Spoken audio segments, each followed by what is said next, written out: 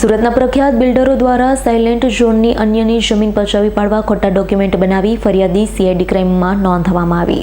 સુરત શહેરના પ્રખ્યાત બિલ્ડરો સામે સીઆઈડી ક્રાઇમ ફરિયાદ નોંધાવાઈ છે. સુરત શહેરના પ્રખ્યાત બિલ્ડર મનહર કાકડિયા, નરેશ શાહ વિડીયો, લોકનાથ ગંભીર અને પ્રકાશ આસવાની સામે ફરિયાદ નોંધાઈ છે, જેમાં સુરત ડુમસ રોડ ઉપર એરપોર્ટની સામેની જમીનને લઈ ફરિયાદ નોંધાઈ. સુરત એરપોર્ટની સામે સાયલેન્ટ ઝોન નામે ઓળખાતી જમીનમાં 5 લાખ ચોરસ વાર જમીનના કબજા બાબતે ખોટા દસ્તાવેજો ઊભા કરવા આવ્યા હોવાની ફરિયાદ નોંધાઈ હતી. પ્રોપર્ટી કાર્ડ ડુપ્લિકેટ બનાવવામાં આવ્યા હોવાની ફરિયાદ નોંધાઈ. 4 પ્રખ્યાત બિલ્ડરોએ સમૃદ્ધિ કોર્પોરેશન નામની કંપની બનાવી જમીન ખરીદી હોવાની વાત છે. જોકે હાલ સીઆઈડી ક્રાઇમ ગાંધીનગર 4 બિલ્ડરો વિરુદ્ધ બોગસ દસ્તાવેજ સહિતના મામલે ફરિયાદ નોંધાઈ. 4 બિલ્ડરો રાજકીય રીતે ખૂબ જ મોટી પહોંચ અને વગ ધરાવે છે. સમગ્ર મામલો છેલ્લા કેટલાક વર્ષોથી જુદા જુદા કાનૂની દાવપેચમાં ફસાયેલો હતો. આખરે સીઆઈડી ક્રાઇમે ફરિયાદ નોંધી. Bureau report S9 news Surat.